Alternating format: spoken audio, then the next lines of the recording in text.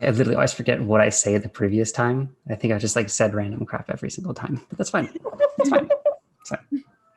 You always make it work. I barely, but thank you.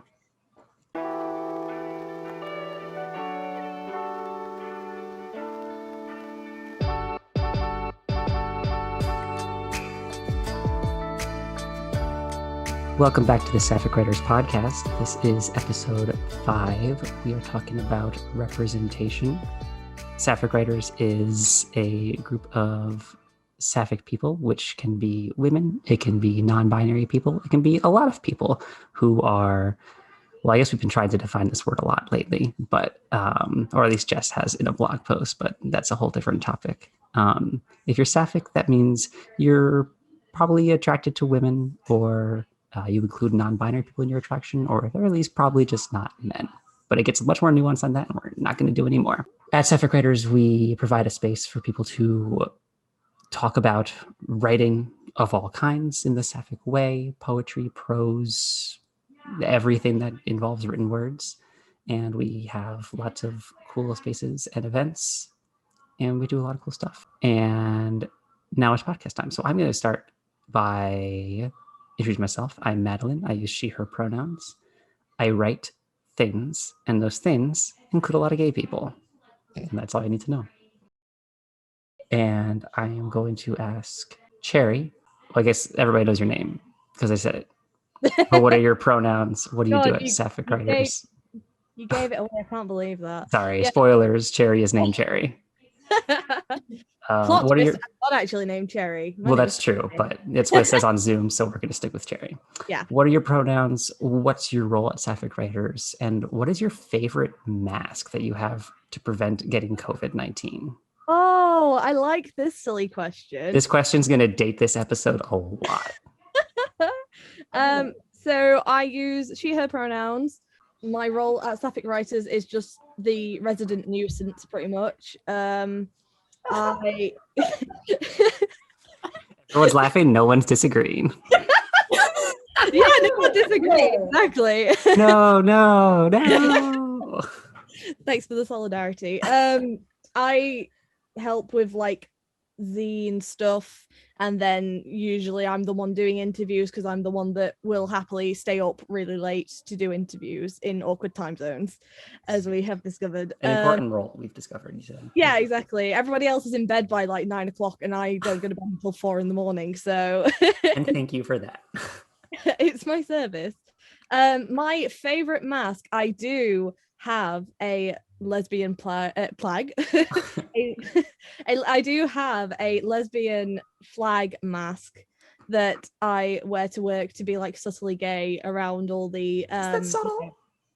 I mean, is that subtle? Would you say? Like, I wear it to work to be subtly gay, and like the clientele at the place I work at are all like 70 plus. They barely know what a rainbow pride flag is. So okay, that's true. So yeah, that's probably my favorite one, I think, at the moment.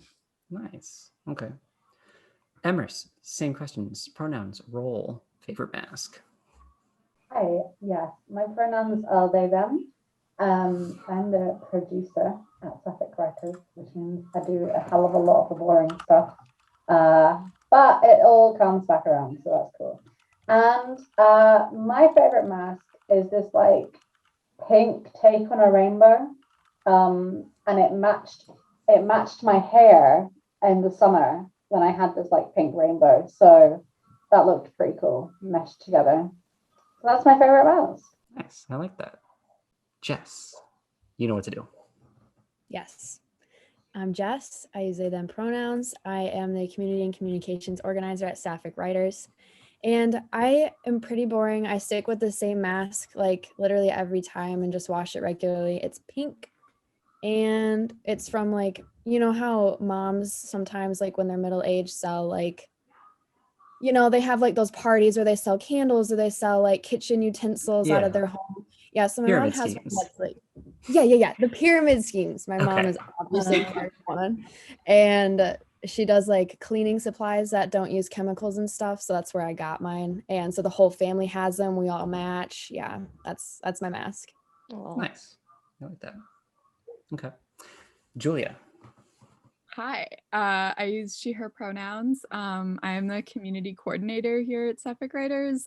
So mostly I organize the Sapphic soirees, or like informal get-togethers, and I do a lot of stuff with the zine as well. Favorite mask. Oh, okay. I have this one that has the Heart of Etheria failsafe from She-Ra. So it's like a heart, which I don't know. I feel like that is a way to be subtly gay. Yeah, now that is subtle. Yeah. Take notes, Cherry. Literally a pride flag, not subtle. Still accepted, not subtle. Like She-Ra, like lore on your mask is gay, very Julia, and definitely subtle. Yeah, I haven't seen it, but my best friend, he absolutely loves She-Ra. So like I know everything. This is now a She-Ra podcast. Oh, or at least we have to have talking an episode about that's literally- representation today. Okay. Yeah, we'll get to that. So put a pin in She-Ra. Nice. Well, since everyone's asking, my favorite mask is I have a couple obligatory rainbow ones. All my masks were made by my mother-in-law, which is pretty awesome. I haven't had to buy a mask, and I feel like the moment I buy a mask, COVID's going to be over. So maybe I should, just as a service to the world. Oh yeah. But I have one that's purple with golden like planets. I'm doing this as if I'm wearing it right now. Like golden planets and shooting stars on it, and it's very cool. And also doesn't hurt my ears. It's like very soft bands, so very nice. So yeah, awesome. Representation. It's a funny word. It's a funny word, isn't it? Who knows what it means? Maybe we will by the end of this. I have tons of questions as always, and let's say some words. Dive right in. All right, Jess, what is representation? And of course, this is in terms of, I guess, mostly in terms of like gay representation, but like it can be, there's lots of different things that need to be represented.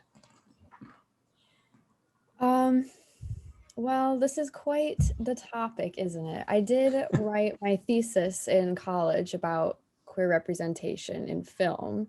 So it's something I've given a lot of thought to, obviously, and I feel like most people who aren't represented regularly have to think about it a lot.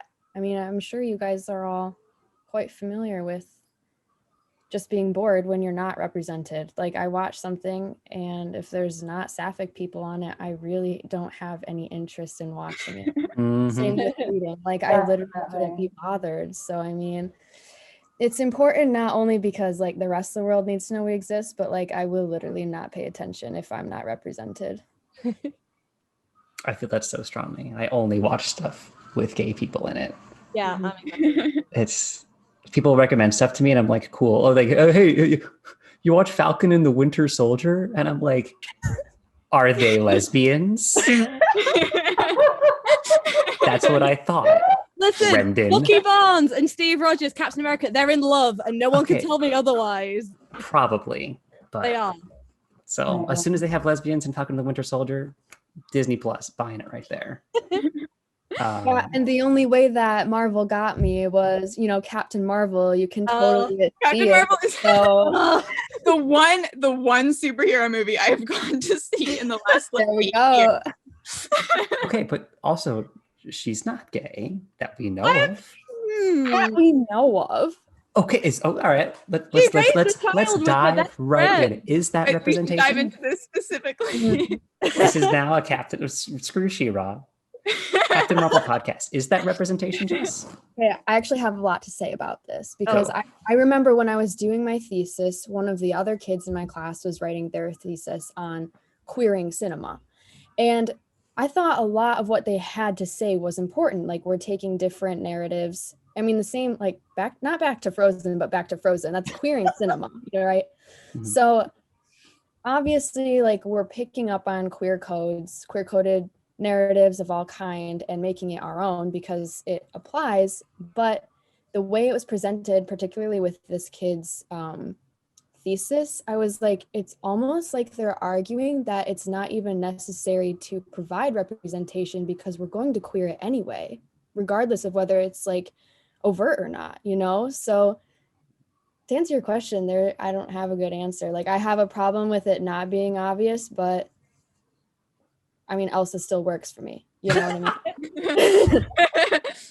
If we hadn't already titled one of these episodes after Elsa being gay, this would totally be called Elsa Still Works for Me. Cherry, you got a response, go. I do. So I met with a friend recently and we got talking about TV shows that we watch, and we made a deal that I had to watch Hannibal, they had to watch Killing Eve, right? So I started watching Hannibal recently. It's really good, by the way, if anyone's not seen it. Are they lesbians? No, but here's the thing, right? Here's the thing. So it's one of those shows where it's not overly gay, but it is, in that the writer is apparently gay. The writer has said, like, from the get-go, they are in love. Like, the writer has said it is queer, but it just doesn't show it. So it's kind of like, you have to kind of ask yourself, is that representation or is it not? Because it's a little bit like J.K. Rowling saying, oh, Dumbledore is gay, but not referencing it in any of the films. And then saying, oh yeah, I did representation. Like, did you do representation, or did you, like, you know, pick the lazy way out? Sure. Julia, go.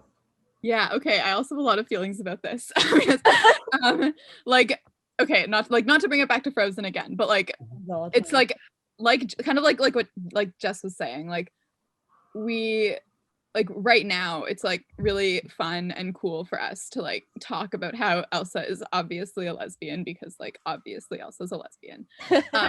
But also like I also like think about how, like, so that movie came out when I was like 16, and like at that time, like I didn't know I was gay, and like had not, like, up until that point seen like really any like lesbian representation anywhere, and like hadn't even like conceived that it was like something that I would like want to be looking for. So it's like, you know, in retrospect you're like, oh, I like related so much to Elsa at the time. Like snow, you know.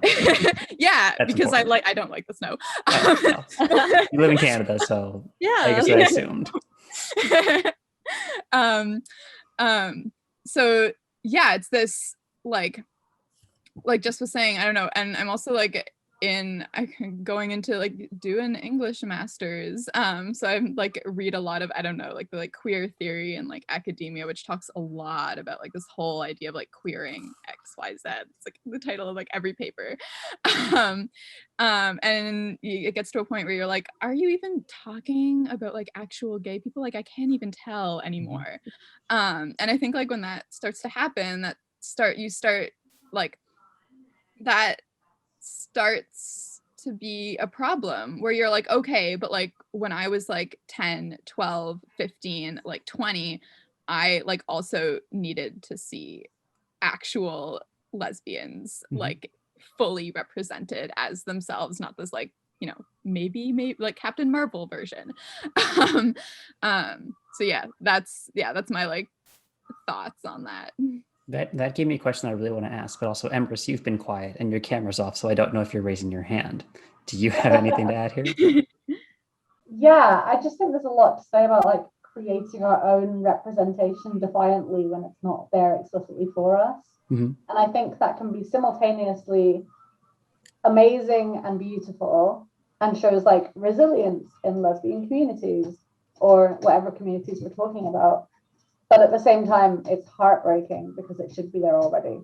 So yeah, I'm definitely like in two minds about how awesome it is that we just kind of go, and that's a lesbian, you know, because on one hand, it's amazing that we can see ourselves in that character without it being explicit. But on the other hand, it should be explicit, because there's going to be people that like need to see that explicitly for it to make sense to them. Yeah. Yeah. So that's my thoughts. Nice, thank you. So why? Just why? Why do you want this, Julia? Why representation? Like, why does that matter to you? Well, okay, I'm worried I'm gonna like repeat things that I've said in previous podcasts. So like stop me if I'm bad for time. I guess, okay, like going back to what Jess was saying about like Being bored. Being bored. Yeah. All right. One, not being bored. Like I went through like, I don't know, my whole kind of my adolescence and like early adulthood being like, I had this like obsession with because I was reading all the time. And I had this obsession with finding a book that would make me cry. Because I never like, I don't know, I never felt enough emotion when I was like reading, or like felt like connected enough, I guess, to like have that response. I succeeded once. It was Les Mis. At the very Kind of Les Mis. It's kind of douchey, I'm gonna be honest with you. I only cry at Les Miserables. No, okay. But the thing is like now, like specifically like since like I like came out to myself and started like figuring things out, like I just cry in everything all the time. Okay. And it's like, I feel like that is like what, I don't know, like that ability to, there was like kind of an emotional level that I was like never quite reaching, or like never quite accessing, because there was some part of me that like I didn't know yet how to relate to the people and the circumstances I was reading about.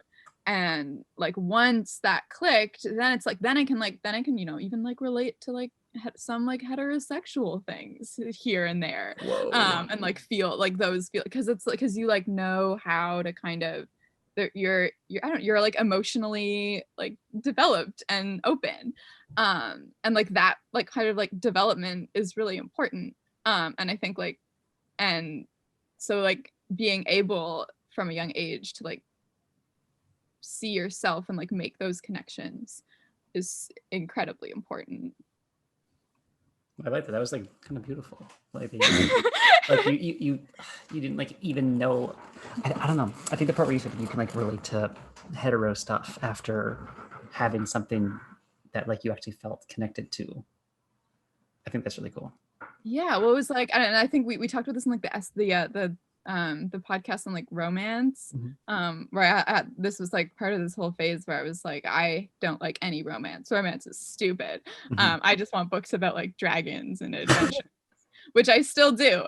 But also, but it was like I just like had no idea how to like relate to any form of romance, and now I can like see where it's beautiful, like, you know, even if you like there's a man involved sometimes. Controversial. And maybe that's a hot take here. but yeah, so like it's like there's like this whole part of human existence that like is like kind of blocked off until you're able to like make those connections. Sure, I like that. Jess, hand up. I extremely vibed with everything Julia just said. Because like I joke about how it's just boring now, and like I think this is kind of what Julia is saying, but it's like before you know why things are the way they are, it's not just boring. Like it is a complete, like for me at least, it was a complete disconnect from my life. I had no idea why I couldn't feel things. I didn't know why, you know, like people got emotional over things that I like really just couldn't get a grasp on. I thought people were like mimicking what they saw in movies, and I was immune to it because I was like either not connecting emotionally, something was seriously wrong with me, or I was just better than the rest of everybody because they're acting out something and I'm not. I was being real, when and really it was the other way around. Like I was pretending to fit in, but I didn't, and there was nothing real about me before I knew who I was. Like I was just a complete fabrication of like the society. And so like representation is important in the sense that like had I had access to knowing who I was at an early age, my life would have been completely different. Like completely different. I feel so much of that. Like, yes, the amount of people that you see who are closeted, and it's very obvious that their lives aren't fully, I guess, carved out into the person they want to be. And then they come out and it's like, bam, it's like a total game changer. And it is, yeah, it's just absolutely incredible. I was very lucky in that I had queer representation from like a very, very early age. Like I grew up in hippie anarchist communities. It's very hard to not have queer rep when you grew up in hippie anarchist communities.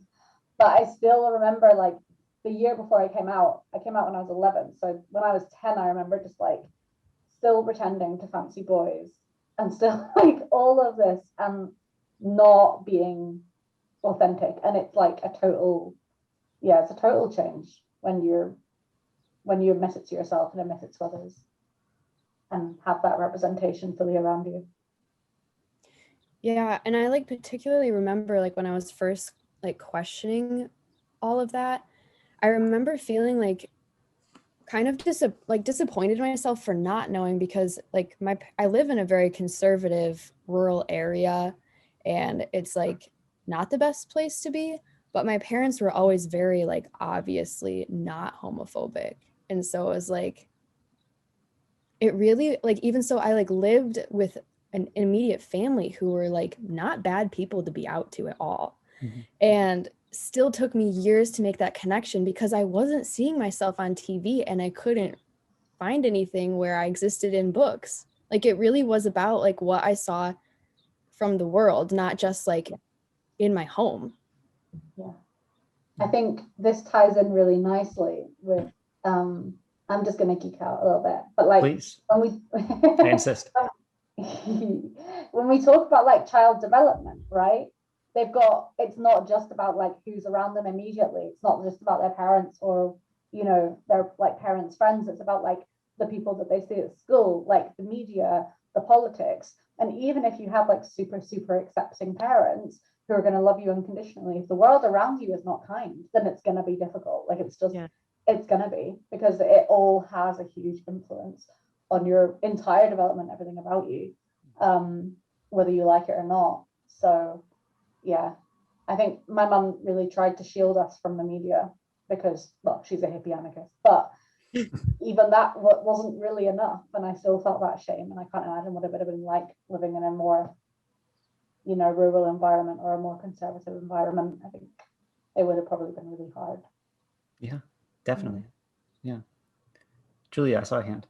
Yeah, I was just gonna like jump onto what Jess was saying, because it was like this very similar thing where like it's not like I ever had any kind of like doubt about like my parents are like super like accepting. Like there was never any like question of like that was going to be like a problem, but like first it has to occur to you to like come out, and like that I feel like is where things like, you know, even if you like in theory live in like a very like liberal or like accepting place, like that is where like things can like just not click or not happen, because it's still the case that, you know, you're inundated with heteronormativity from like birth, and if you don't see anything else, then it's like, oh well, I'm like, yeah, I'm just I don't have to like I've there's nothing to, you have to come out to yourself first, and there's nothing there to reference. Sherry, what's going on? It's your turn to get emotional. I mean, I don't really think I have anything emotional to get. That's fine. You don't actually have to. I think I definitely feel it about like the whole like having a good community to like come out to, because like when I didn't come out until I was like 19 fully. My parents never really like talked about stuff like that, so I didn't know how they'd react to it. Turns out not that great, but we go. I forgot what the word was. Persevere, but I like go. Yeah, complete mind blank. I wanted to say proceed. I was like, that's not the right word. Yeah, as good as go, I guess. But like when that happened, when I came out and it didn't go entirely well, it didn't affect me as much as it did when the fucking, I don't know if I'm allowed to swear, but it's fine. The freaking the heckin' 13-year-old boys at school who were just so like blatantly disgusting and horrible, like not even specifically towards me, they just you know how 13-year-old boys are, they just have an aura, don't they? And they You make do. these comments that they don't understand, and they say all these things that they don't understand, and it's just like it really gets to you. So when you kind of have that and then nothing else, because I went through school at the tail end of section 28, I think it's called, the one where we're not allowed to talk about like LGBT stuff in classrooms and stuff. I went through school like the tail end of that, just as they'd gotten rid of it. And so there was really nothing like at all, and it just like did an absolute number on me. But it, even like coming out to a non-accepting family, wasn't as bad as growing up to realize that I was gay and having like, you know, the 13-year-old boys, and then no media representation, and then no information in schools. So yeah I don't know where I was going with this, but yeah. Okay. Wow. That got heavier than I anticipated. So, I just want to rant about 13-year-old boys. I hate them. okay, that could be the next episode. 13-year-old boys. What do Sapphic Writers think about 13-year-old boys? So thank you to everyone for just bearing your souls. We can just talk about Lord of the Flies and reading that in 8th grade for the whole episode. We could do that again next time. No lesbians in that, to my knowledge. So not topical. So we've said that no representation. We've seen like the harmful effects of that on all of us, and probably the most, people. What about, is that better or worse than bad representation? Ooh. The example that's coming to my mind is like every gay kid identified with the villains of Disney movies more than the heroes. Which is like, ha ha ha, Scar, oh my god, he's so campy. But like he's evil and like murders people, So like, and he's not gay, but he acts, big air quotes, gay. And then that's our guy. And it's like, yeah, it just speaks to me. And it's like, I don't think I want to know someone who that speaks to. So better, worse, thoughts? I think it's complicated because I don't know, there's two ways to look at it. There's like the side that's like it's harmful to queer people in the sense that we're identifying with bad people. Mm-hmm. But I mean, the straight community might not like know that Scar's gay, air quotes, Mm-hmm. So even if we're saying that, I don't know how like much that's affecting us outside of our own like bubble.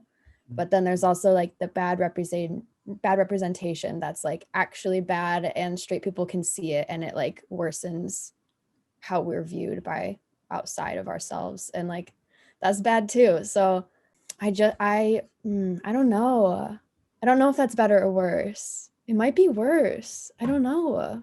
So like kind of the bad explicit representation is worse than the bad implicit representation, because people I think so. Yeah. If they say like this is a gay person, it's bad. Like that's obviously terrible, but not as bad as if it's like, well, that character, is a little. My dad would say fruity, and evil, which is still bad. Still bad. But my mind, like when you're saying like bad people, I'm like, so Villanelle is a murderer, but like everyone still loves her. She's still a very lovable bad person. Mm-hmm. And she's totally gay. Yeah.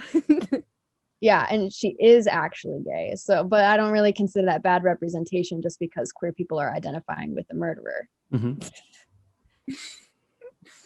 Scar's different though. Scar's actually evil, and he doesn't really have any redeeming qualities. Yeah. Huh. Does that answer your question? I think so. I don't know if I'm looking for an actual answer, because go ahead. No, I was just gonna say, you're really sounding like you're in the Villanelle never did anything wrong camp here, Jess. You're just like, yeah, assassin, kill people. Not that bad, but Scar, oh my god, evil lion. Yeah, no, fucking hate Scar. I mean, yeah. Oh. Anything wrong ever. She's a baby. Okay. Having watched like an episode of Killing Eve. Sure. Oh, you need to get on that, Madelyn. I think, yeah, Naomi watched it and I'm like, okay. I don't like watching shows where people kill people, gay or not. Death is sad. But it's so sexy, Madelyn. Yeah, that's what I was gonna say. All right, that might be worth it. Julia, thoughts? Oh, Not, I mean, it can be on Villanelle too if you want, but I don't. I haven't okay, seen that's fine. I'm sorry, I can't weigh in. Bad representation versus no representation. Yeah. So this is really hard. Now, I don't know. I feel like it's hard for me to talk about now because now that I don't know, I am aware of the existence of all kinds of good representation. Mhm. It's we can laugh about Scar or all these forms of representation that aren't as good, and it's just it can be I don't, and sometimes it's just amusing. I don't know. I recently read Carmilla, the original lesbian vampire story. Yes. I mean, it's objectively terrible representation. It's she's a vampire who goes around sucking the blood of innocent young girls. But so good. And every lesbian in 2021 is yes, give it to me. I'm hello, so things so yeah, so it's and once you have, I don't know, once you are able to kind of look at these things with put on your critical hat and be okay, I know why this is bad representation, and talk about that. It's also possible to then take off the hat every other page and enjoy it. But as a kid,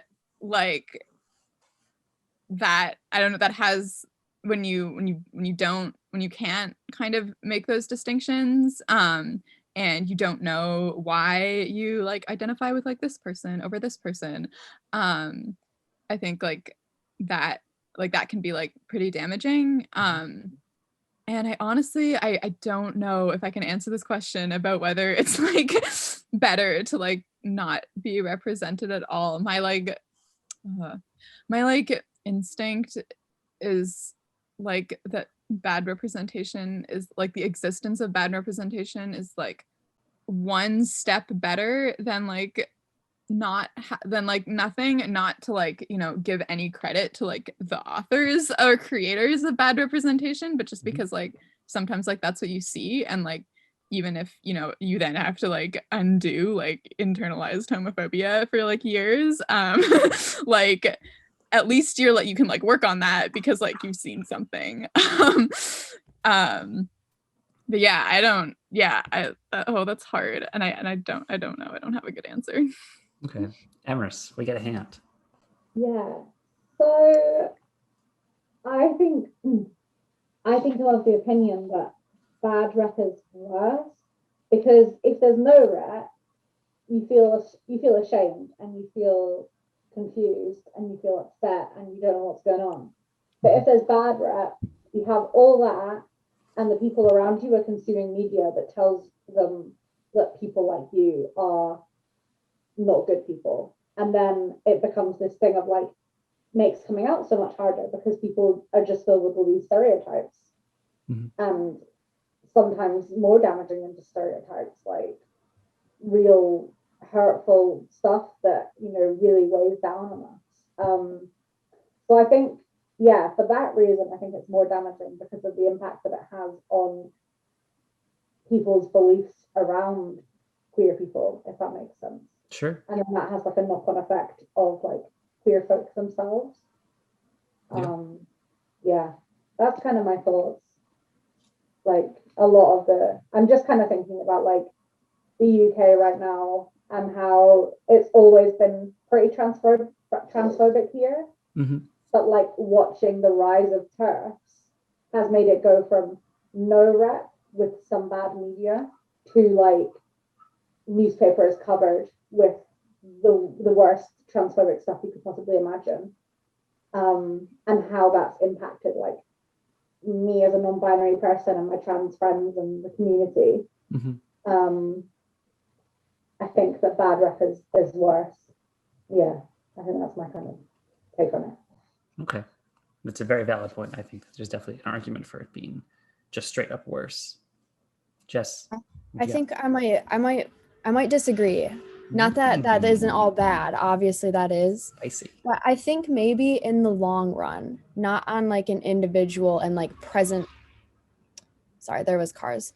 Or like a present moment, but like in the long run, bad representation is better than no representation, because when we have bad representation, it's always creating conversations about what went wrong and like how it's failing us. And like those are mostly discussions that I see like within our own community, but there are allies who are taking it and moving it forward, and it's happening like at a much slower rate than the very like obvious, like how the example you just gave, how like they took this bad representation with trans people and made it into a problem immediately. But the only way forward is to have representation and to like keep making it better. So without any at all, I kind of think like the long run, maybe bad is better than nothing. That's a good way of looking at it, actually. I remember, I mean, I don't know even if this movie exists still, but there was this one movie coming out about a trans guy, and it was starring Elle Fanning. So she isn't trans, you know, but she was playing a trans boy. And this, the news about this movie was back in like 2014 or something like that, because I was like real into Tumblr when this came out. I don't even think the movie came out. Like it was just like a trailer, and I don't even know if it's out yet because it's had so many like controversy. And I remember Tumblr was going crazy, like, this is bad. She's not trans, she shouldn't be playing the character. And I was like, yeah, that's pretty bad. But at the same time, people were like, if you don't watch this, they might not make a trans movie ever again. So it's like, yeah, that's bad representation, but do we want something better? And do we have to accept this and critique it to get to that point, you know? Whoa. That's a wrench in the works if there ever was one. Oof. Sucks that we have to do that though, huh? Yeah, it's definitely not good. Yeah. Yeah. I like what you said about, Jess, what you said about how we can say that bad representation is just like strictly worse, maybe like on a personal level, but perhaps on like a systemic or institutional level, it might lead to positive outcomes. And that's a very good question. I'm thinking about, I don't know if everybody knows the film Ace Ventura Pet Detective, which is a Jim Carrey movie, I think from like the 90s, where suffice it to say that the main villain is trans, which is shocking for the 90s that this would even make it into a film that's basically like for kids, or at least marketed towards kids, I think. But you don't find out that they spend the whole film thinking they're chasing after some bad guy. And then you find out that a girl who was there the whole time, quote, was that guy. And every character vomits, like grotesquely, like on the screen in a Hollywood film beloved by many. Oh my God. No way. It's like shocking. If you go watch, don't, because it's so hard to watch, but go on YouTube and like look up the Ace Ventura Pet Detective ending. It's like, how you can't believe this exists. And I'm very fortunate that I never watched that film as a child. But I also wonder what would have happened if I did. Would it have, further made it difficult for me to ever come out as trans? Or caveat, I didn't know you could be trans until I went to college. I literally thought that was like a joke. I thought someone made that shit up for fun. that people would ever do that. And maybe if I had seen this horrible depiction, I would have, wait, you can do that? That's an option this whole time? And then I probably would have gotten murdered in my Catholic community, but maybe I wouldn't have had to wait till I was 21 and had missed out on the vast majority of my youth. So I'm at once glad that I didn't have to see that and have that like shape my childhood experiences, but maybe could that bad representation have been good for me eventually? Okay, this conversation is like blowing my mind a lot. Like, it's okay, no, because it just like it unearthed this thing that like I think about a lot, but somehow like it didn't occur to me to talk about now. I don't know if I've talked about the children's hour on this podcast. Oh, don't even get me started. That's what I wrote my thesis on. Okay. I have no idea what this is. I have like a story. Okay. So the children's hour, for those who don't know, it's a play by Lillian Hellman, which is about these like two like school teachers like run this like private boarding school for girls. And then like one of the students who's just kind of like a like troubled child who like wants to like get out of class basically,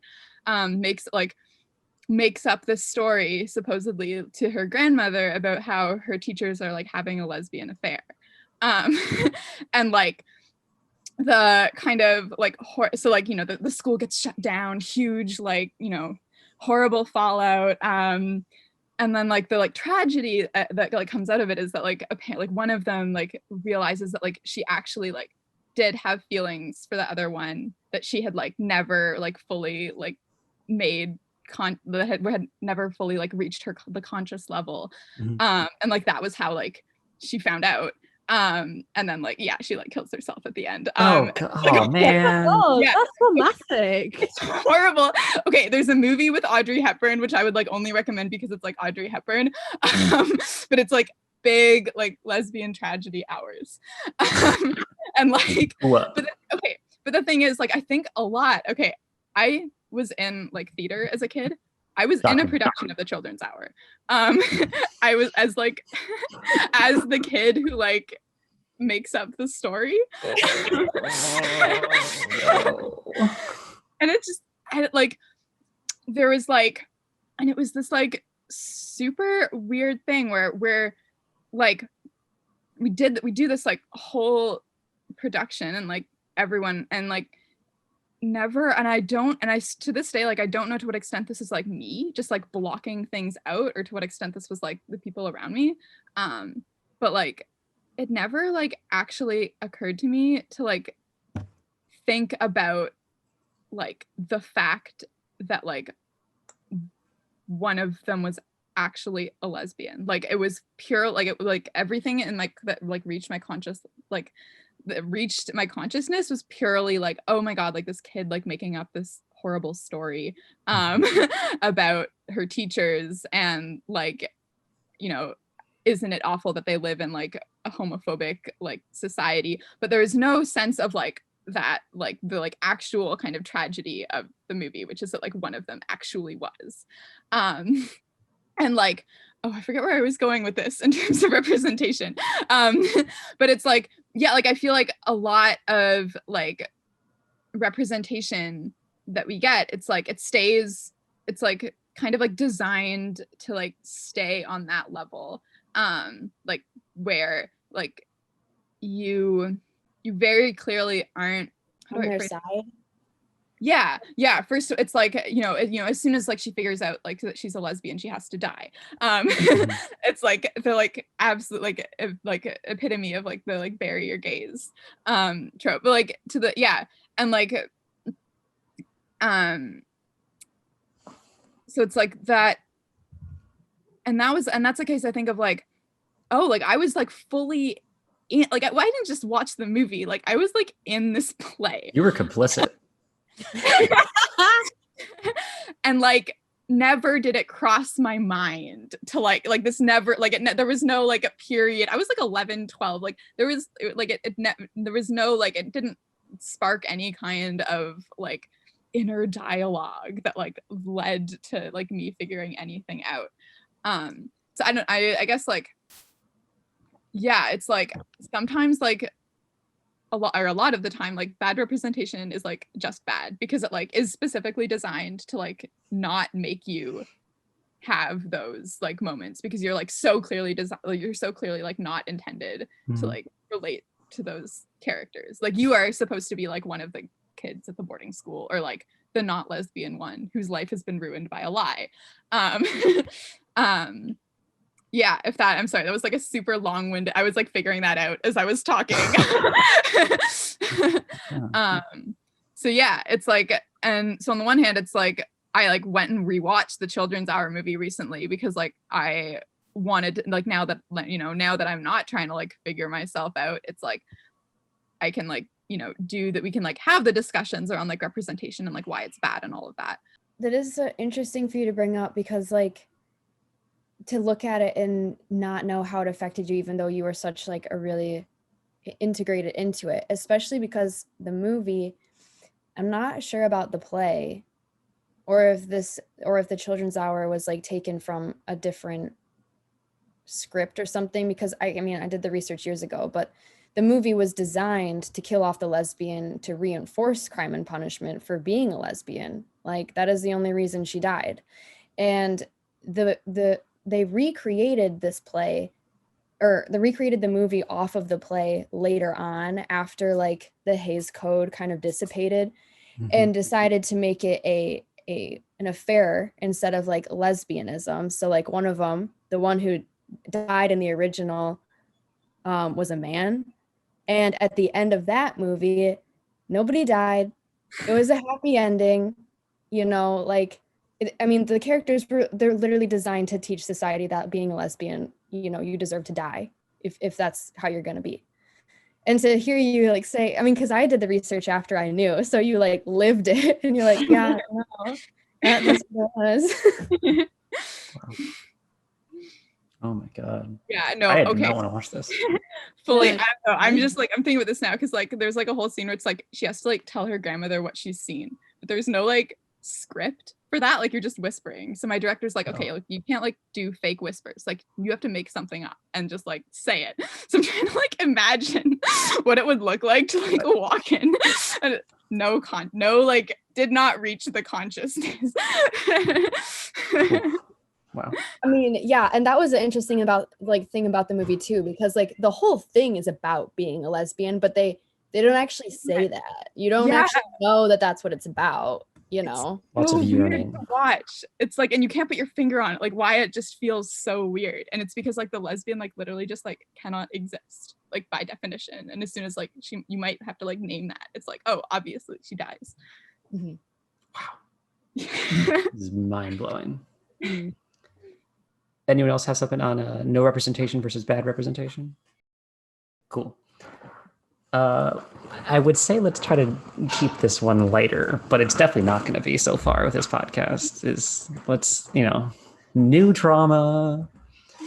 Who should do the representing? Who is responsible to make representation? We are. Emrys, go. It's a loaded one, isn't it? Because in order for, I think personally, it needs to be the people who it affects telling their story in whatever way that comes about. But in order for that to change, the literature industry needs to change, the film industry needs to change, and it's not even close to changing. But I think it should be the people that it kind of affects or centers telling their stories, because I think it's the most authentic way to do it. And I think that like, even if there's a super, super, super informed cishet, you know, writing about a lesbian couple or whatever, they're going to get it wrong somehow. Like ingrained homophobia is going to come out somewhere, even if they think it won't. So I think ultimately it needs to be down to us. But we also need to think about kind of how we do that in terms of not putting it all on queer people to be the only people who are like there telling their stories, and like we need the right support in order to do that, right? So like things like funding, and yeah, it's a loaded one for sure. Yeah, Julia. Yeah, I have like a slight addendum to that. Addendum. Because like on the one hand, it's like, yeah, I agree. Like when I'm looking for, say like sapphic romance or just like sapphic representation, like obviously like I'm like primarily looking for like sapphic writers, which is why we're here. Oh, Sapphic Writers.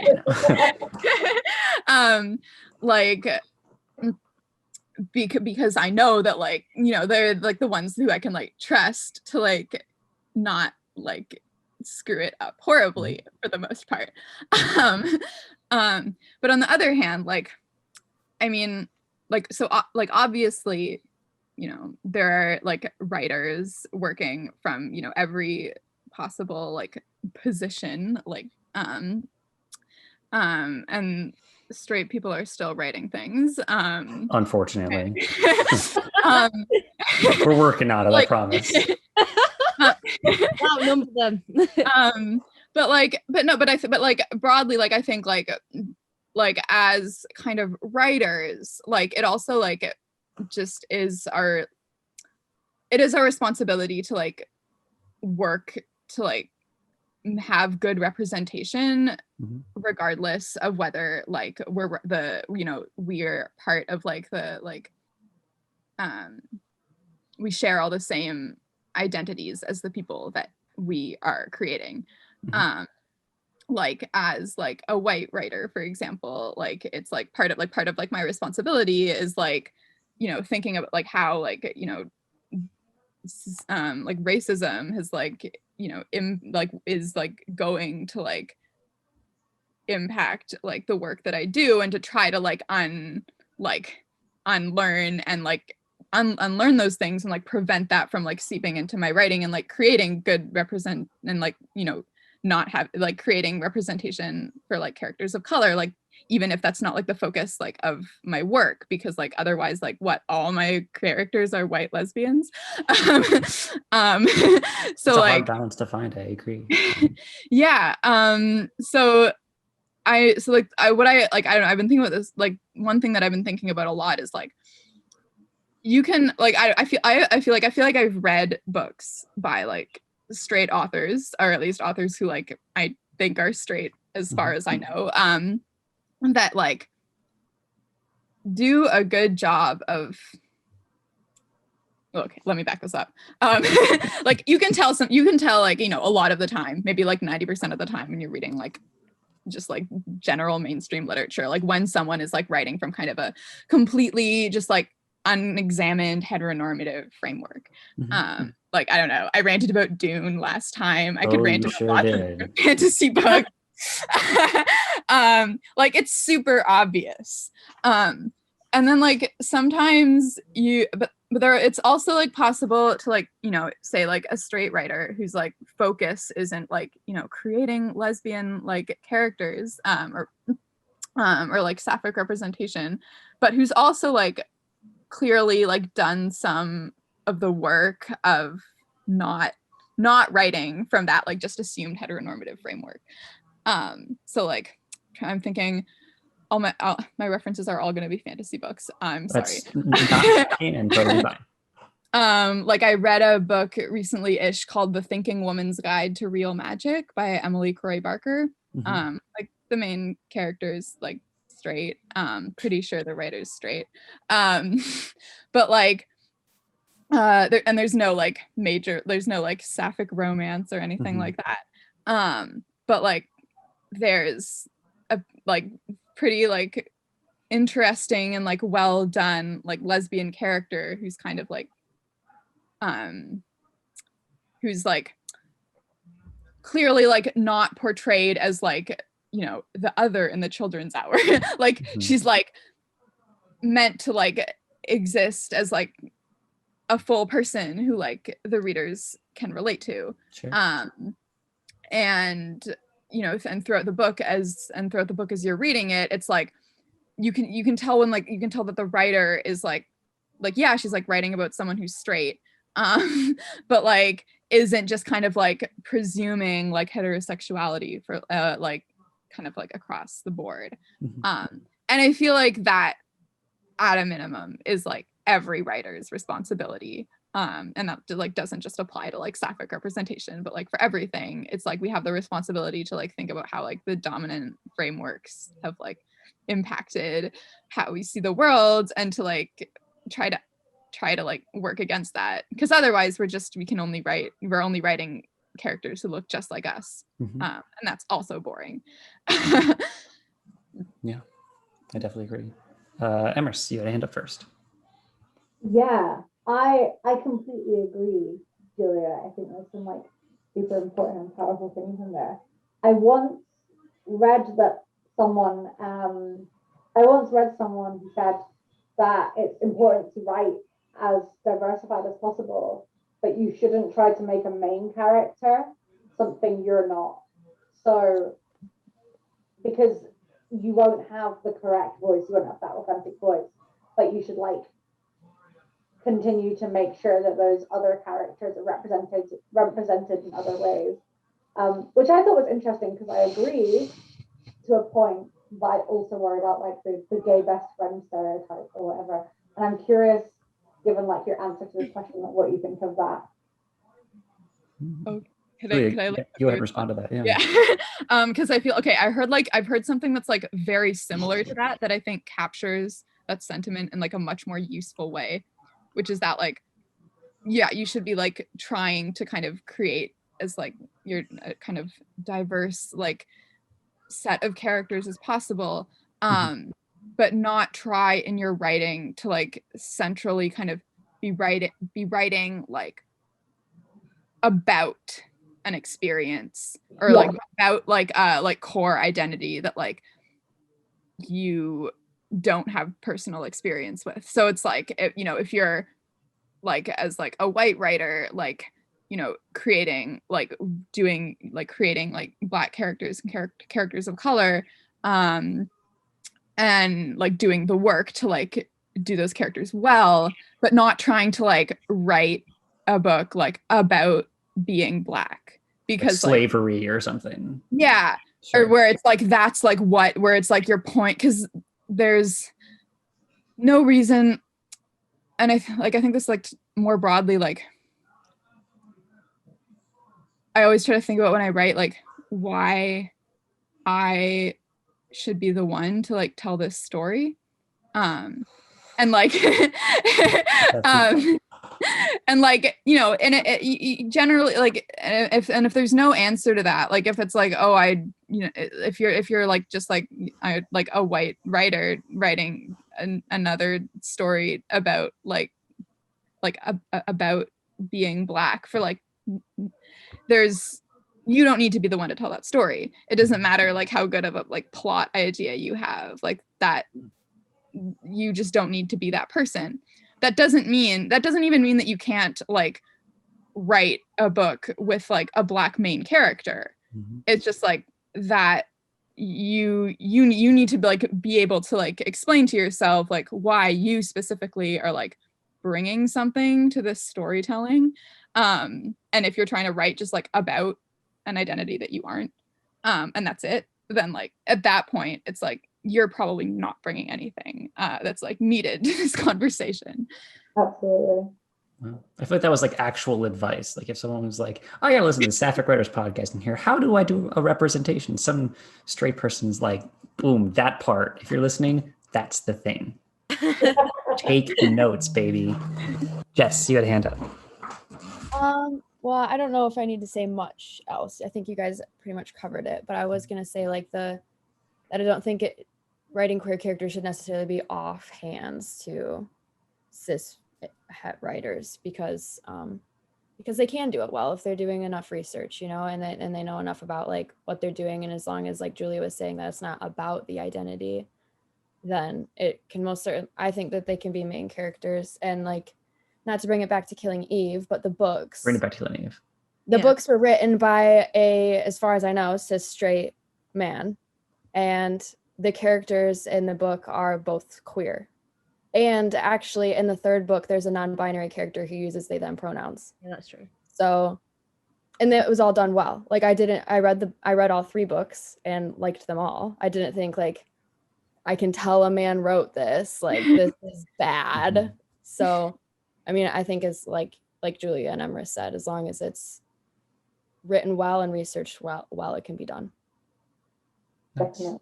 Nice. And there's also like that situation where we don't want to be the only people telling our story, because it also places that this burden on us, especially if we don't have the resources to do so. True. Nice. Wow. All right, Cherry, do you have anything for this? I think everything has pretty much been said. The only thing I kind of have to say is like about not basing your, like, not writing a main character for something you're not. Is the thing is, like, if we don't let people who aren't Sapphic write Sapphic characters, every TV show we're gonna watch is gonna be about like cishet couples and cishet, you know, adventures and whatnot, and we're all gonna be really bored of it, and it's just not gonna be exciting. So it's kind of coming back to the other point of, you know, is it better to have no representation, or is it better to have bad representation? Is it better to have no representation, or is it better to have representation written by you know, cishet people? Because there's not enough, you know, Saphics or whatnot in, you know, head writing positions or whatnot to bring the stories to the screen. So for the time being, we just gotta kind of like give a little, get a little, put up with it for now until we can take over the world. Yeah, until everyone's gay, and then we don't. Yeah. Until the gay agenda is in full swing. What I got from that is that it would be bad if every show was about cishet people instead of most shows being about cishet people, which is the status quo. So it could get even a little worse. I know, hard to believe sometimes. Okay.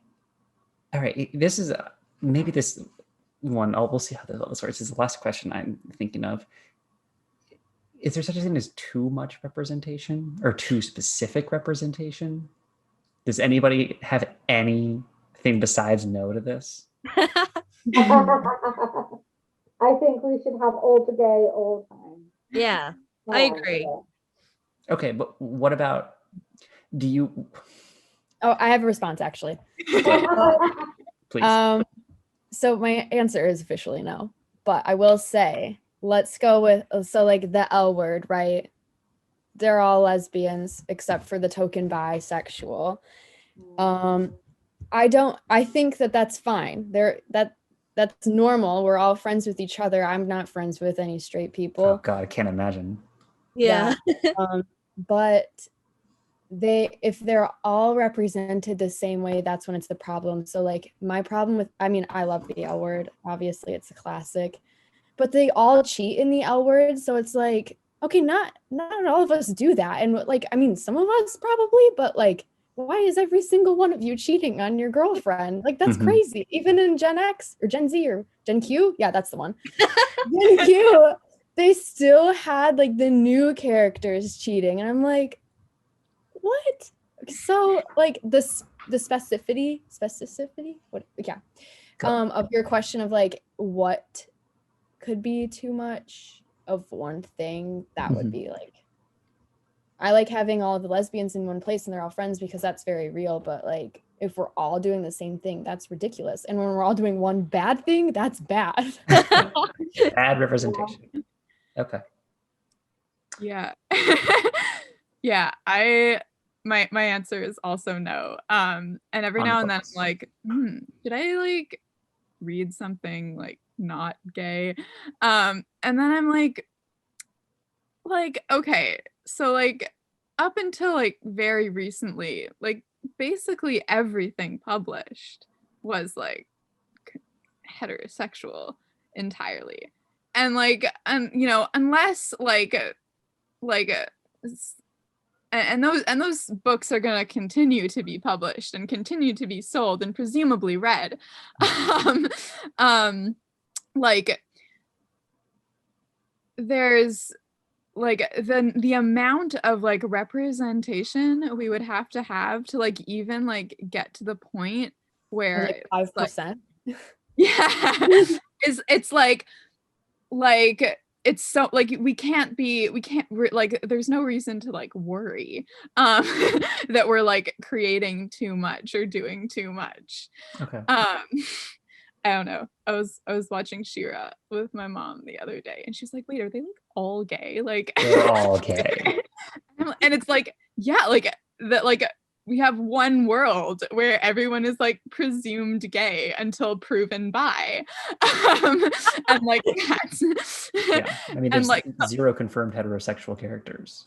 yeah, I mean, they don't even have a word for heterosexuality, so like how could we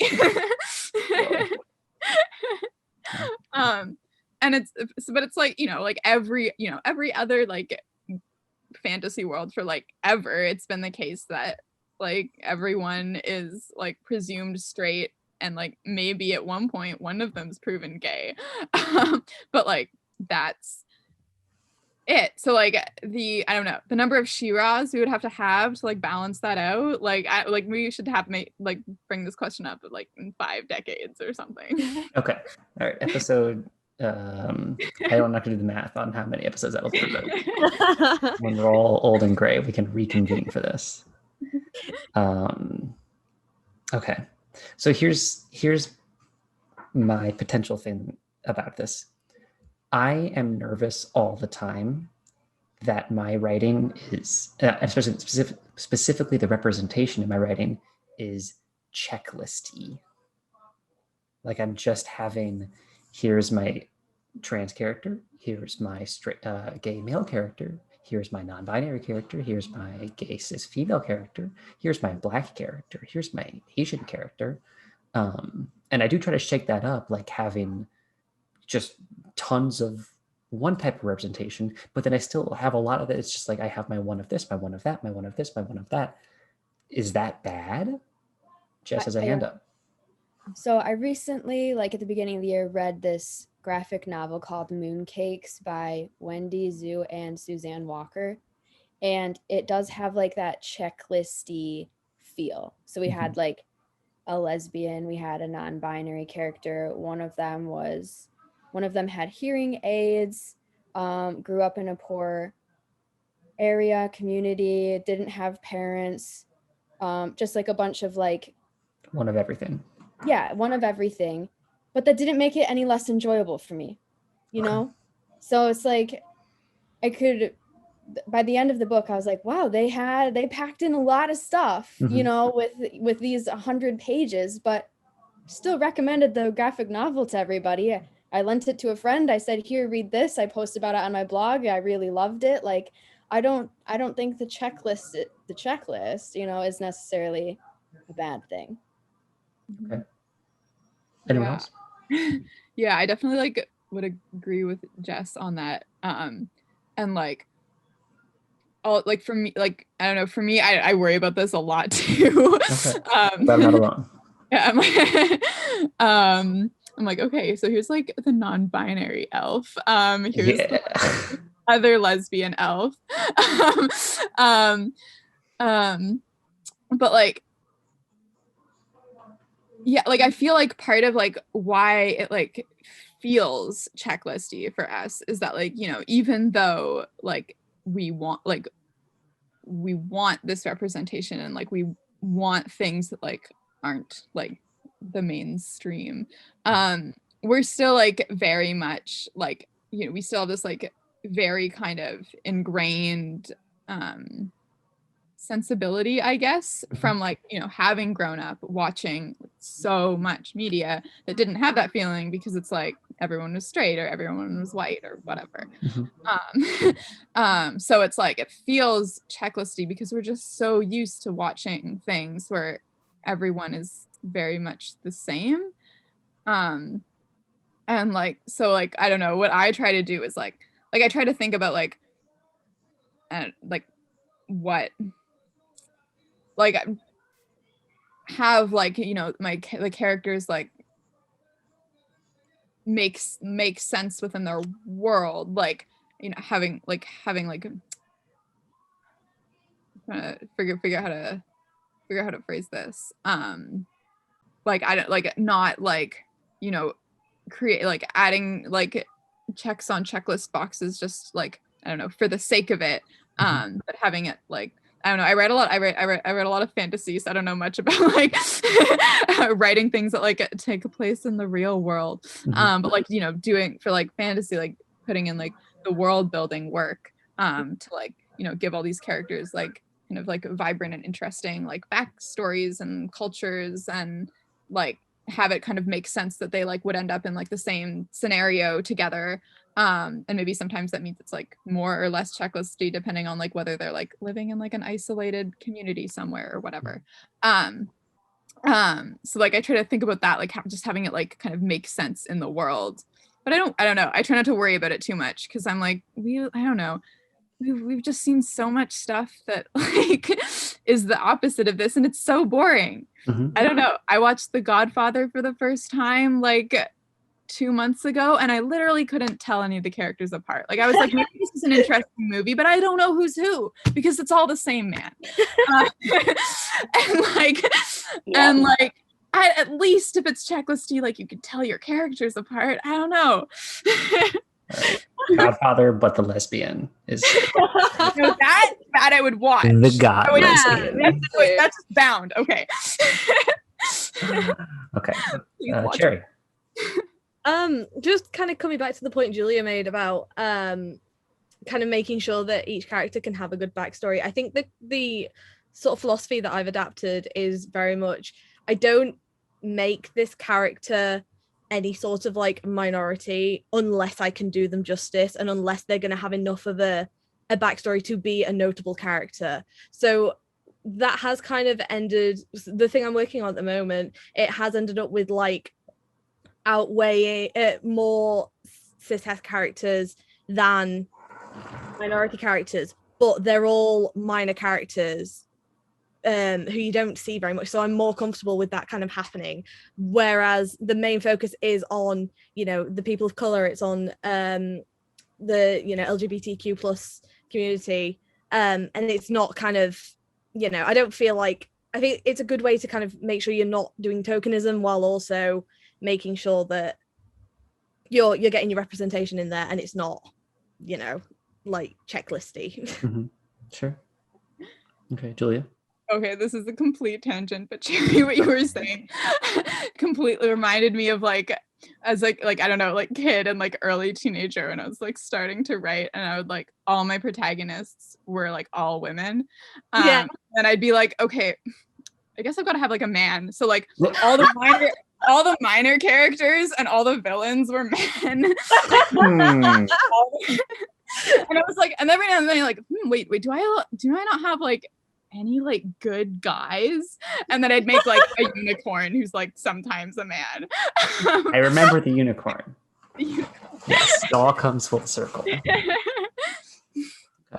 Does anybody have any more thought? Anything we haven't talked about representation wise? Just let us write stuff. Just Give put us us in money. writer's room. Not that hard. Let's publish stuff. It's not hard. Yeah, that would be nice. Yeah. Definitely.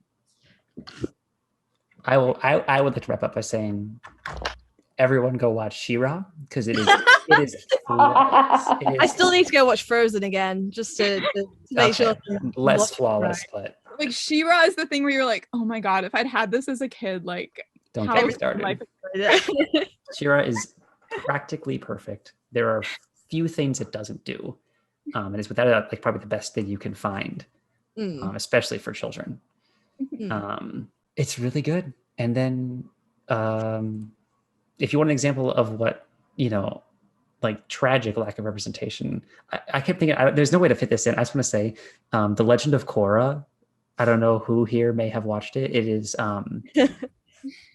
it is like, it hurts. Like I actually like get emotional so bad about how close it was to representation. And it's sad, the story that they weren't allowed to have these two women actually be together until they held hands in the last frame of the show. But then there's a follow-up comic that takes place immediately after the show ends, that literally there's a foreword from the author that says, I wanted this to exist because I could have done more and I could have done better. And this is a dude. This is two dudes who made Avatar. And they said, this needs to exist and it's on us to make it exist. And then guess what? They kiss in the first, in the second page. And they kiss a lot during the rest of the pages too. And it is like what we want. It is She-Ra level representation. And it sucks that what it took to get there. But there's no greater point to this. Watch She-Ra, watch Legend of Korra, and read the Legend of Korra comics. This has been Madelyn's Gay Children's Cartoons Corner. See you next time. Let's do some quick shout outs and then wrap this extremely long podcast up. Oh my God. Julia, what's going on? What do you got to shout out? Yeah. So as I mentioned at the beginning, I help organize the Sapphic Soirees. So these are informal meetups where we do a feedback circle if anyone's submitted pieces for feedback, and if not, we do writing prompts together, and it's super fun. It's a super welcoming, low stakes space. And our next one is coming up on Jess. It's Friday, correct? March, the 26th. And the sign up link is on our website. And if you have a piece that you're working on that you'd like workshopped, you could submit it through the Google form that'll be at that link by Wednesday. Nice. Love it. Granted, this is probably going to come out a day before that, but on the website also shows other days that they're coming up. So they're always happening. Nice. Jess, what you got? Yes, so we have a book club coming up. The book we are reading is called Love Montage. No, it's not. It's called Fallen in Love Montage. Fallen in Love Montage. Our first meeting for the Falling in Love Montage is Thursday, April 8th at 4 p.m. Eastern, 9 p.m. GMT time. Nice. Does the T in GMT stand for time? Is that like ATM machine? Yeah, it's Greenwich Mean Time, right? Yeah, it is. Yeah.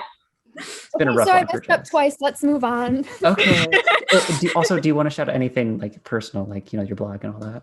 You're welcome to. Oh, yes. I wrote a blog about what Sapphic means. That will be on alesbianandherlaptop.com. Read it, learn it. Yes. Very nice. Julie, did you have anything personal you wanted to shout out? I don't have my web set up yet, so I'm going to skip that. Everyone should add you on Facebook and DM you about fantasy stuff. Cherry, what you got? Yeah, so Zine, exciting stuff, is coming out on Sunday, the 28th of March. If you are listening to this after that point, then you should go read it. It is fantasy. It's Julia's baby. And if you are not listening to it after the 28th, then we also have a zine launch at 7 p.m. GMT, where you can come along and listen to some of the people read out their pieces over Zoom. Nice. And I believe your Foodstagram must be shouted out as well. No, we're not doing that. No, we're not doing that. Someone else please shout out Cherry's food Instagram for us. It's there somewhere. Someone. Cherry Colored Kitchen at Cherry Colored Kitchen, everybody. Nice. Okay, Emrys, what you got? Yes, so we have our first ever funded workshop coming up. And they will be led by the wonderful Hannah Louise, who is our new workshop leader. And they're open to anyone who has little to no experience of poetry and spoken word and wants to help find their authentic voice. And there is more information on our website. Nice. Awesome. Thank you, everyone. Any personal stuff, Emrys? No. That's okay. I'm good this time around. Thank you. Oh, you are so welcome, Emrys. Yeah, you can find all of this stuff and a lot more on our website and all of our social medias. So go to sapphicwriters.squarespace.com to see specific things and signups for all of our events, and our zines are all there. Especially check out the zine because Julia and I both have short stories in them that are both about gay elves, and then you can decide who wore it better.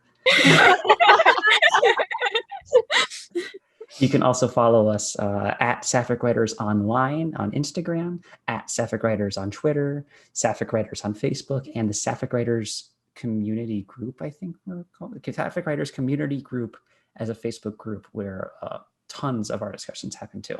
All of these places you can see all the events, all the prompts, all the podcasts. Oh yeah, you're listening to the podcast. You're definitely already subscribed to our YouTube channel, Sapphic Writers. Why would you not be? But if you're not, press the subscribe button, ring the bell for notifications, and whatever else YouTubers say. So that when Like, comment, subscribe. like, comment, and subscribe. Absolutely smash that like button. And we will see you next time on the Sapphic Writers podcast. Everyone say bye. Bye.